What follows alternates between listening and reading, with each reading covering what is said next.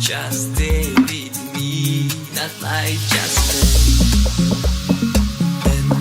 Mbak Saudara, selamat pagi. Kembali lagi bersama Ngobrol Bareng terasmaluku.com. Nah, pagi ini ada yang spesial karena di program kita Milenial Menuju Parlemen Pemilu 2024 sudah hadir seseorang yang pasti banyak yang sudah kenal. Dari Instagram aja 12.000 orang sudah jadi follower. Nah, ini menarik karena ternyata punya latar belakang yang luar biasa. Kenapa kemudian dia tertarik terjun ke politik? Padahal seorang selebgram ya, punya modal sebenarnya. Tapi apa yang ingin dia capai? Apa goals dalam hidupnya? Kita ketemu dengan Kak Puspa Pati Sahusiwa. Halo. Hai Cani. Terima kasih by the way udah mau mampir. Terima kasih juga udah diundang ke sini. Iya, di Teras Maluku pagi ini. Main-main ke sini. Nah, Kak Puspa, cerita dong siapa dirimu? Saya. Saya putri pertama dari 2 bersaudara. Basically apa ya? Mau cerita apa dulu nih? Basically dari Basic sekolah. siapa dirimu adalah ya identitas, latar belakang. Identitas, basically saya Nona Ambon, dari Nona Ambon, bukan yang baru datang ke sini terus berkecimpung karena politik. menarik itu. Terus home base juga di Ambon, aktivitas sehari-hari juga di Ambon. Yang lebih banyak dikenal sebagai tukang promosi, sebenarnya bukan selebgram, tukang promosi, tukang iklan. Endorsement gitu. Tukang iklan sebenarnya. Tiap hari, bukan tiap hari juga sih. Biasanya kalau free day itu lebih banyak aktivitasnya MC. Oh, kita punya Master of Ceremony gitu. Oke. Terus untuk terjun di dunia politik, nah ini menarik. Nanti itu pertanyaan berikut. Oh, itu pertanyaan berikutnya. Oke, sampai situ aja dulu. Sebenarnya hari-harinya diisi dengan apa nih? Senangnya apa gitu? Saya full time mother. Oh, good. Jadi weekday biasanya emang sibuknya cuma khusus untuk anak-anak aja. Oh, ya. Jadi nganterin mereka sekolah, memperhatikan aktivitas mereka sekolah dan kebutuhan mereka sehari-hari. Nah, nanti kalau weekend biasanya mulai nguli. Oh, nguli gitu ya. Sambil belajar dan akhirnya tertarik untuk belajar mengenai dunia sekarang ini. Oke.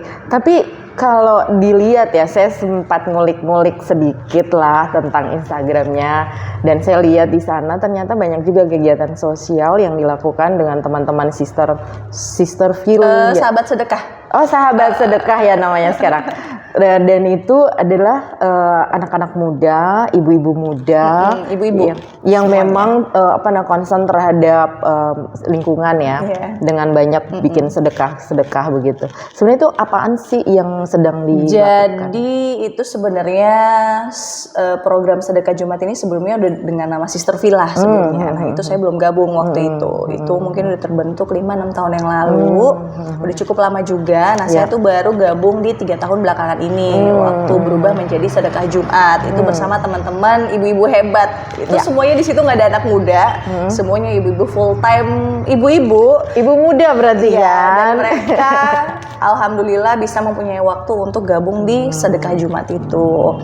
Yang alhamdulillah setiap Jumatnya itu kita fokus untuk membagikan nasi kepada biasanya sih kita bagi-baginya di Ponpes. Tapi karena keseringan, mungkin karena di Ponpes juga banyak teman-teman yang dari komunitas lain menyumbangkan makanan untuk kebutuhan mereka. Kita juga kadang-kadang baginya di jalan.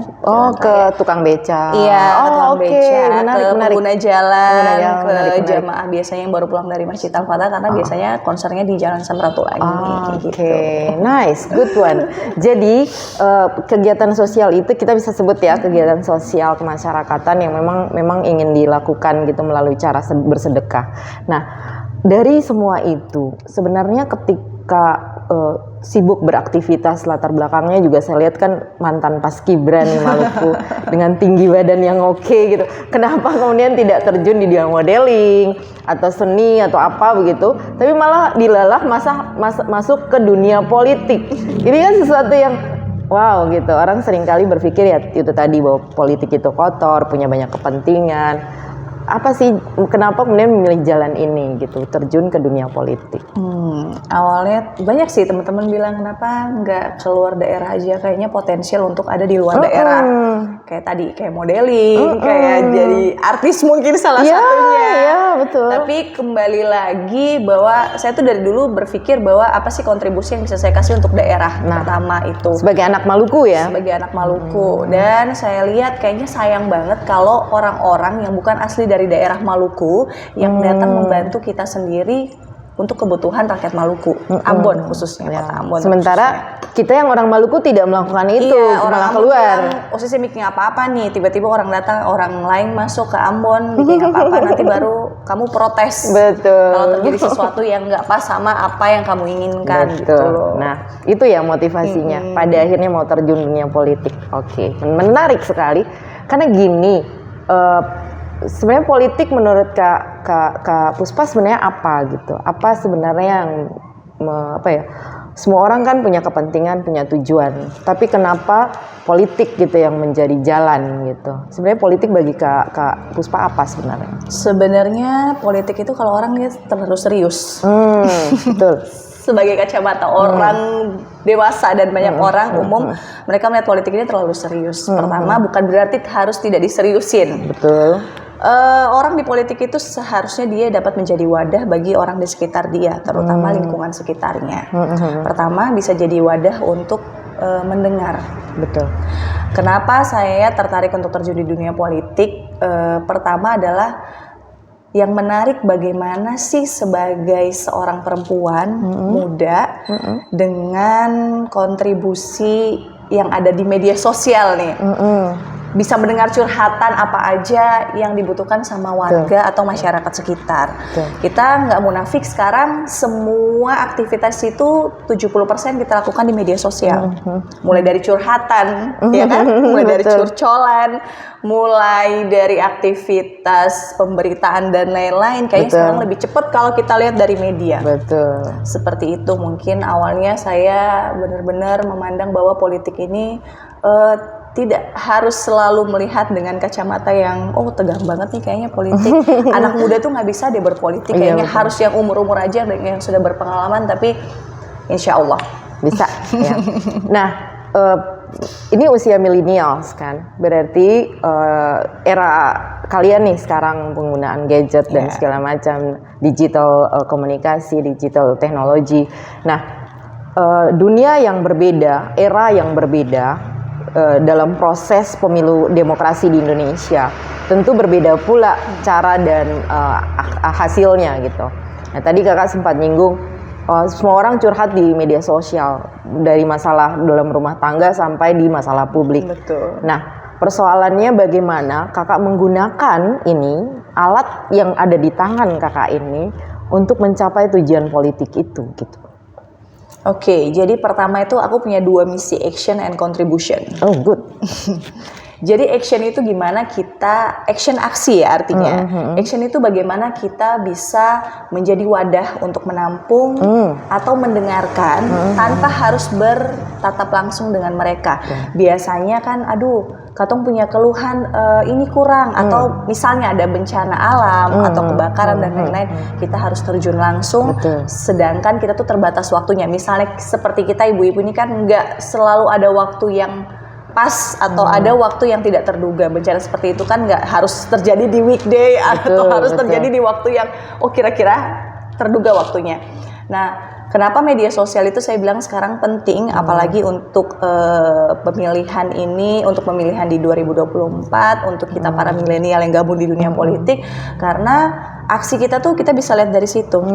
Kita harus ngapain sih selanjutnya, apa sih yang mereka butuhkan. Nah, terus kontribusinya adalah dilihat tadi dari media sosial tadi. Jadi apakah yang mereka butuhkan, keluh kesah mereka, apa yang harus kita perbuat gitu.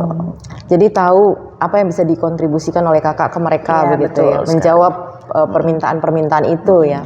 Nah, Kak, dalam proses politik ya kan, sebenarnya yang membuat tertarik pertama kali untuk terjun ke dunia ini itu apa gitu?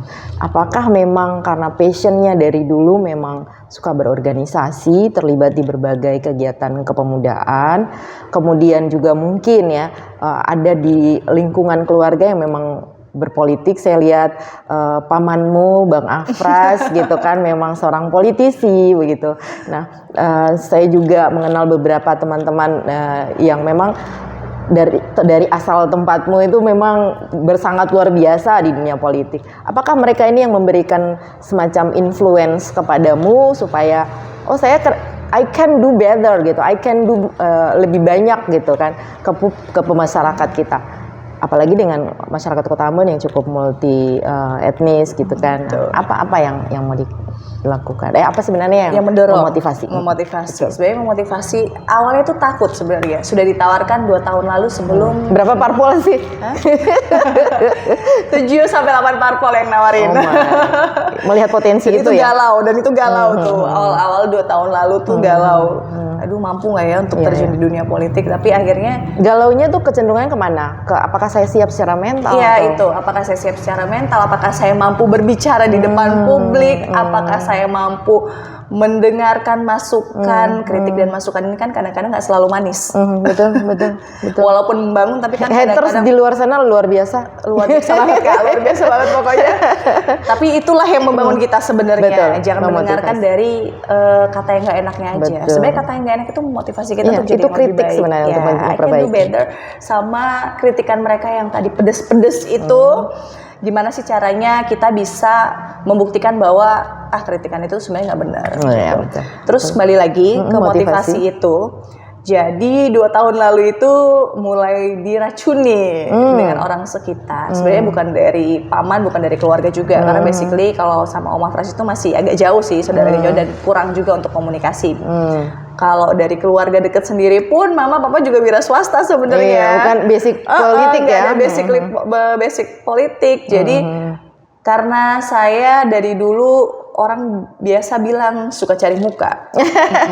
Orang bilang suka cari muka, tapi basically saya juga suka untuk terjun di dunia sosial. Banyak kan orang tanya, kenapa nggak bikin yayasan? Kenapa harus rela jalan sendiri untuk jadi volunteer? Biasanya kalau kalian di medsos, beta sering buka donasi untuk yang berkebutuhan khusus. Jadi dari situlah terpanggil, kenapa dari sini beta seng mencoba gitu loh. Terus dari 8 parpol yang menawarkan itu, kenapa jatuhnya kepada si yang sekarang? Itu apa saja sih? Ada macam-macam ya? Macam-macam, warnanya ada macam-macam. Hijau, ada tapi biru. akhirnya memilih yang putih nih. Ya, akhirnya memilih yang putih orange. Oke. Jadi melihat banyaknya parpol ini, dilihat dulu visi misinya. Sebenarnya semua visi misi partai itu rata-rata sama ya. Betul. Mensejahterakan masyarakat, memajukan negara, terutama memajukan daerah dan lain-lain. Tapi nggak tahu kenapa ya, mungkin takdirnya udah ke situ. Jadi memutuskan untuk gabung itu baru tahun kemarin. Setelah pemikiran panjang 2 tahun sebelumnya. Akhirnya masuk dan berproses di PKS bersama para senior. Tapi kan PKS ini agak ketat ya dalam banyak hal ya. Nah kemarin itu banyak yang bilang, kenapa sih di PKS, apalagi di Dapil sana kan multi etnis, banyak sekali beragam pemilihnya. Kecuali kita ada di dapil yang berbeda, itu yang mayoritas dan minoritasnya inilah klop lah ya. Nah, banyak pertanyaan sebenarnya yang saya mau jawab. Nah, sekalian nih saya jawab di sini. Oke, dengan masuknya saya di PKS ini, saya ingin bukan membantah sih sebenarnya, mengubah stigma masyarakat besar bahwa kayaknya yang di PKS tuh kayaknya gitu-gitu saja terus, monoton, agamis, tidak milenialis, terus menutup diri. Dan dengan adanya PKS Muda sekarang ini, yang alhamdulillah saya dipercayakan untuk jadi sekjen di Maluku, saya pengen merubah nih mindset orang yang Oke. pernah berkata seperti itu bersama dengan ketua saya, Bang Saita, yang kebetulan sekarang juga di DPRD Kota. Oh iya. Masih aktif juga di DPRD Kota. Gimana sih cara PKS itu bisa berbaur dengan masyarakat dengan program-program yang alhamdulillah sudah kita jalankan. Kemarin kita bikin kelas coding, coding website itu. Jadi bagaimana caranya anak muda bisa kontribusi, itu gratis loh. Jadi itu bagaimana salah satu caranya, program kerja yang sedang dijalankan. Bagaimana caranya anak muda itu bisa berkontribusi lewat media sosial. Balik lagi ke media sosial nih, karena di 2024 ini dari survei yang saya baca 60% dari seluruh pemilih itu adalah milenial dan Gen Z usia 31 sampai That's why I put you here to talk about it. Oke, Kakak. Apa namanya, PKS ternyata punya ini ya, punya apa sih namanya tadi, PKS Muda. Iya, PKS Muda. PKS Muda ini memang hadir untuk merangkul milenial tadi.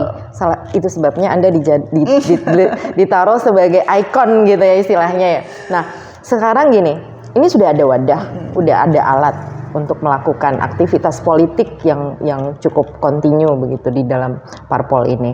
Nah, sebenarnya dari misi diri sendiri, ada alat ini udah di tangan, yang mau digunakan seperti apa, mau dipakai jadi apa begitu.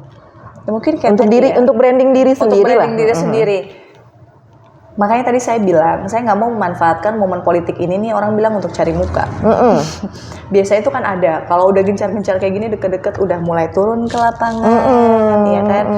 Menurut saya untuk menjadi sosok orang yang harus dilihat knowledge-nya untuk bisa dinilai dia layak atau tidak, bukan terbentuk ketika ada pesta politik, menuju pesta politik. Tapi orang bisa melihat dari proses panjang yang sudah dilakukan sebelumnya, tanpa sebelumnya memang ada niat untuk gabung. Betul, ya.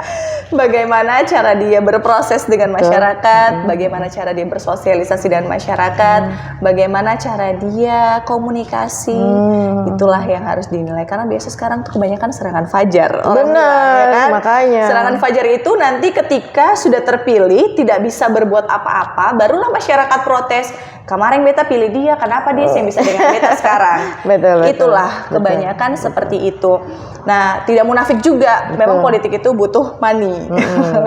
Tapi jangan sampai jadi money politik. Tapi jangan sampai jadi money politik. Gitu. Nah, Kak, ini wadah yang tadi saya tanya. Wadahnya PKS nih. Kan memang mengubah image PKS yang tadinya kaku, formal, dan sangat agamis, begitu-begitu kan. Untuk masuk ke dunia milenial, kakak ditaruh di situ. Kakak menggunakan digital media sebagai cara atau alat begitu untuk promosi, branding diri dan segala macam. Semua hal yang sudah dilakukan dari sejak kapan terjun di dunia sosial masyarakat. Nah, ini modal nih kan. Nah, menuju ke sana, proses sedang jalan. Secara internal parpol juga sedang membawa parpol mengubah image tadi. Nah, Kak, yang saya ingin tahu, Kak Puspa sendiri menggunakan parpol ini sebagai apa sebenarnya? Apa hanya kendaraan politik untuk bisa masuk di nyalek? Atau memang justru parpol yang menggunakan Anda, potensial diri Anda untuk lebih mengedepankan parpolnya gitu? Apa yang terjadi di sini? Kalau di sini saya lihatnya kayak simbiosis mutualisme. Nah, menarik nih. Betul. Simbiosis mutualisme itu pertama, saya di PKS belajar dari banyak-banyak senior yang udah ada. Ya. Dari yang sudah ada di provinsi, kota maupun yang ada di nasional di RI ya. Banyak yang sudah saya lihat dari cara mereka memimpin, dari cara mereka berkontribusi di partai. Nah, tapi kalau dari PKS ke saya sendiri saya nggak tahu. Mudah-mudahan kita bisa saling belajar. Simbiosis mutualisme kan artinya kita tidak saling memanfaatkan karena suatu hal. Jadi semoga dengan saya memilih PKS ini, ya tadi selain saya membantu merubah stigma masyarakat, PKS pun dapat mendukung saya penuh untuk dapat menjadi, bukan sebagai kiblat juga sih. Kalau menjadi kiblat sih banyak orang-orang yang lebih baik dari saya, orang-orang yang lebih hebat dari saya sih banyak. Dapat membantu saya untuk bisa menjadi wadah untuk anak-anak milenial dan juga masyarakat Kota Ambon khususnya. Berarti memang itu tadi simbiosis mutualisme itu berjalan gitu ya. Ada alat kendaraan politik dan Anda sebagai orang yang sedang mencoba untuk menembus itu gitu ya. Nah, ketika duduk di sana, yang Anda bayangkan parlemen itu seperti apa dan tugas Anda sebenarnya apa di sana? Tugas saya, kalau saya lihat di parlemen tergantung nanti komisinya komisi berapa. Udah bilang komisi aja nih. Amin dong, amin. Jadi itulah yang harus saya rubah. Mungkin di Ambon ini belakangan yang saya lihat marak diberitakan adalah tentang perempuan dan juga anak. Oke. Concern saya mungkin terakhir, beberapa concern yang harus saya perhatikan adalah itu. Terakhir, sosialisasi kepada masyarakat bahwa memang masih minim pengetahuan tentang perempuan dan anak yang harus dilindungi, baik itu secara mental maupun fisikis. Dan banyak sekali pemberitaan akhir-akhir ini bahkan di lingkungan keluarga mereka sendiri yang menyakiti mereka sendiri. Betul. Gitu Tempat teraman sebenarnya malah jadi tempat tidak aman ya. Harusnya tempat mereka belajar, tempat mereka berlindung, tempat mereka untuk ini rumah, tapi malah jadi neraka buat mereka. Betul. Itulah dan mungkin akan lebih mendengarkan. Kayaknya saya belum jadi ini aja udah banyak keluhan. Oh, good dong, tempat curhat banyak orang. Menarik gitu. Curhat. Jadi ya mudah-mudahan kontribusi saya ke depannya kalau memang Allah mengizinkan untuk duduk, untuk diberikan wadah dan juga tempat di kota, bisa membangun kota ini menjadi lebih baik mungkin. Dan ramah perempuan anak gitu ya. Dan ramah dengan perempuan dan juga Amin. Niatnya mulia sekali. Saya berpikir begini, kita butuh perempuan-perempuan muda seperti Kak Puspa untuk move forward gitu ya, membangun kota ini lebih baik lagi. Tapi memang orang sering menstigmatize perempuan itu di posisi kayak tadi, you are a single parent ya, berarti kemudian you are a mother dan you are a business woman gitu kan. Nah, satu paket yang memang harus dijalankan sendiri. Sekarang terjun lagi ke dunia politik, makin banyak yang harus dilakukan gitu. How you can do all of it gitu. mungkin apa ya, memanage waktunya nanti. Oke. Manage waktunya. Perempuan itu sebenarnya multi talent. Bukan multitasking. Multi talent dan multitasking sebenarnya bisa menjalankan beberapa hal dalam satu waktu. Iya betul. Ya. Dan itu tidak ada pada kaum pria sepertinya. Kayaknya kebanyakan kaum pria itu harus konsen pada satu hal ya kayak. Betul kan? Ya, kebanyakan seperti itu. Dan kayaknya dari saya juga seorang ibu, saya juga seorang pekerja, saya juga seorang single parent yang kebetulan membangun diri saya sendiri. Bagaimana harus memprovide diri sendiri. How you can fight and strong in this world yang cukup keras ini. Ya, betul. Itulah tadi mungkin sambil dijalani aja, sambil membagi waktu, karena tidak ada satu hal yang tidak mungkin di dunia ini kalau kita punya niat baik. Oke, that's good point. Nah Kak, terakhir nih pertanyaannya, keras nih, banyak sekali kepentingan di sana. Parpol juga punya kepentingan, banyak orang punya kepentingan. How strong Kakak punya prinsip menjalankan semua itu di dunia politik yang cukup keras gitu ya. Untuk bisa survive gitu. Modalnya apa sebenarnya? Intelektualitas. Saat ini kalian millennials pegang data karena segala macam ada di internet dan itu menjadi apa istilahnya modal sebenarnya buat kalian bisa mengkritisi kerja-kerja pemerintah. Nah, persoalannya modal itu cukupkah untuk I'm ready nih gitu. Saya punya semua itu gitu. Itu yang pertama tadi Kakak udah sebutkan memang untuk motivasi kenapa sih aku harus, dan kayaknya harus pede banget sih kamu tuh harus maju di sini. Itu yang pertama. Dan yang kedua mungkin bukan melayakan diri sebenarnya. Saya juga masih perlu dukungan dari teman-teman, dari parpol, dari keluarga terutama. Sebenarnya pertama terjun tuh keluarga agak sedikit pro dan kontra. Tarik ke ulur. Pro kontra. Kenapa ini anak tiba-tiba mau? Kenapa ini anak tiba-tiba udah ada kerjaan malah nambah-nambah kerjaan? Karena bagi saya, karena saya juga banyak di sosial aktivitas saya merasa tertarik untuk terjun di sini untuk menyuarakan hal-hal yang memang harus disuarakan sama mereka yang membutuhkan. Dan sudah banyak sekali case yang saya dapat, suara mereka tuh tidak sampai untuk didengarkan.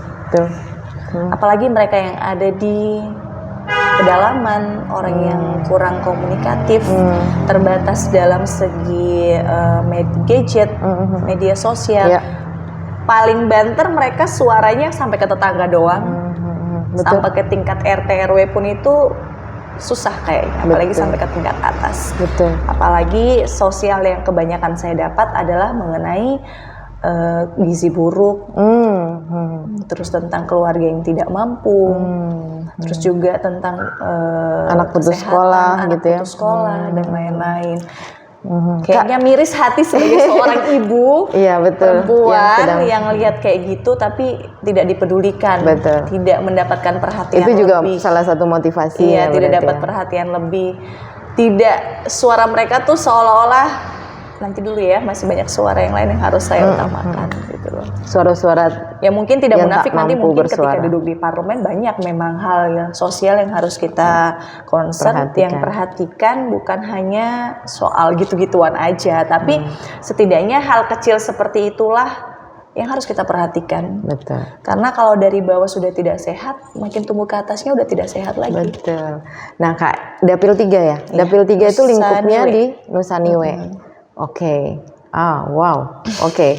Nah, Jalur ekstrim kayaknya kalau buat saya. ekstrim banget. Tapi bagaimana sih bisa, kan kita punya multi multi etnis, kemudian juga multi agama gitu ya. Nah, di wilayah Nusa Niue ini juga cukup keras ya, cukup berbahaya gitu. Nah, bagi kakak yang juga bagaimana merangkul atau mendatangi masyarakat yang di sana sehingga bisa, kalau mau dibilang PKS kan bisa dibilang presentasinya minim ya kalau di Nusa Niue gitu kan, apalagi dengan PKS. Tapi how confident gitu untuk bisa, oke, saya bisa memenangkan ini di Nusa Niue. Sebenarnya bukan confident sih, optimis. Oke. Confident itu kan kayak kepedean ya bahasanya. Oke. Ya. Jadi saya punya moto nih, optimis, manis dan dinamis. Oh, oke. Menarik. Ada manis-manisnya. Ada manis-manisnya. Jadi optimis tuh bukan berarti saya harus ngoyo, kata orang Jawa, ngoyo apa sih? Maksa banget loh. Aku harus jadi loh. Ini kamu harus pilih aku karena aku layak loh. Enggak.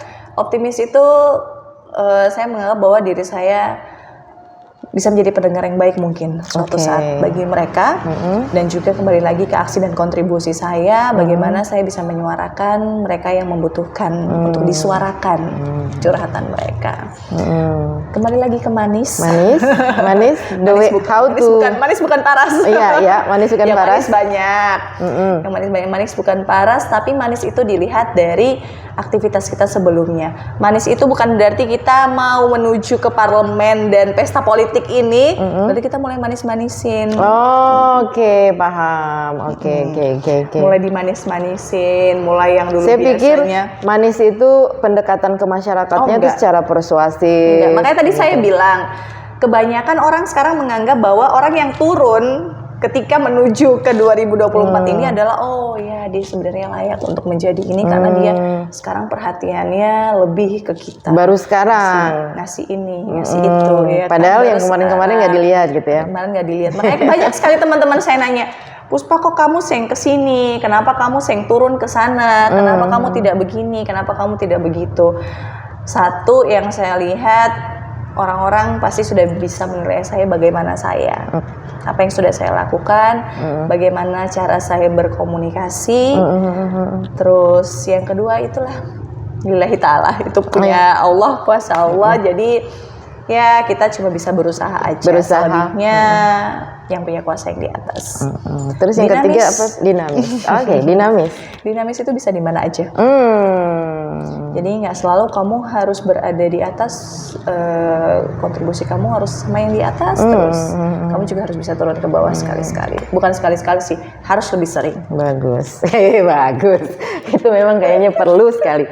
Karena apa? Perlu karena masyarakat kita kan butuh lebih didekati, lebih didatangi untuk tahu problemnya. Dalam kurun waktu tinggal berapa bulan nih? 7 bulanan kayaknya. 6 bulanan kayaknya. Tahapan pemilu udah mulai jalan kan. Nah, sejak pertama kali nyalek, memastikan diri bahwa saya pasti nih mau masuk dan dalam bursa ini dan proses sedang saya jalankan. Nah, 6 bulan tuh waktu yang rentangnya sangat Cepat cepat sekali, dan Anda harus berhadapan dengan calon-calon lain dari parpol lain yang lebih potensial juga, barangkali punya strategi-strategi tertentu begitu. Nah, lalu di Nusa IW kita PKS punya simpatisan itu kayaknya minim gitu ya.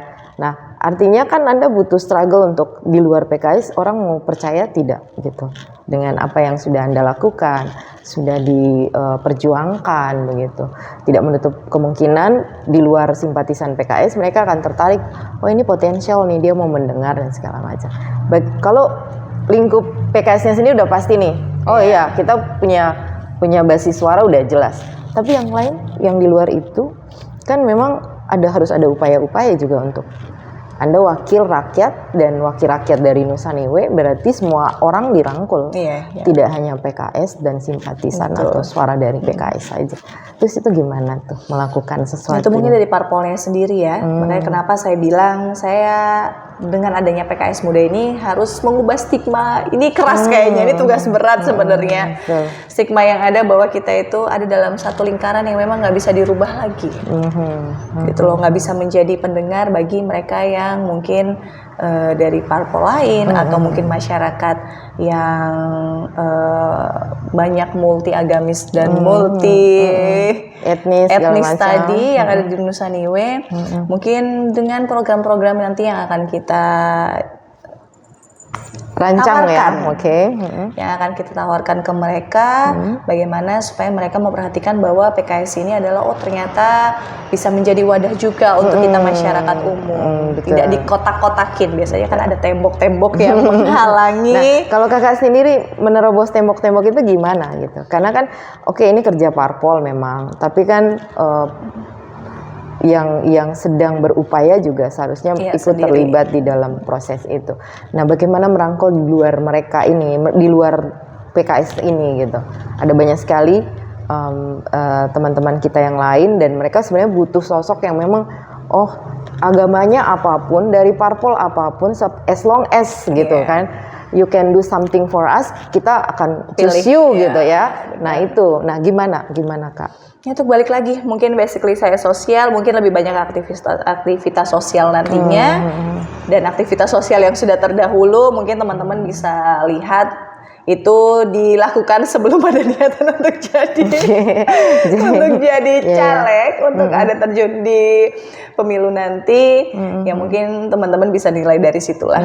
Untuk aktivitas kerja, aktivitas sosial yang sudah saya buat, untuk aktivitas yang sudah saya jalani selama ini. Itu modal yang keren sih. Aja. Berarti mungkin nanti sedekah Jumatnya diperlebar lagi, bisa jadi. Tidak hanya kepada teman-teman yang baru muslim saja, tapi siapapun. Tapi yang lewat di situ kan kebanyakan supir angkot pun juga siapapun kita kasih. Nice. Jadi tukang beca nggak mungkin kita kasih, harus kita tanya agamanya. Jadi semuanya yang lewat di situ tetap kita kasih. Itu salah satu cara ya. Benar.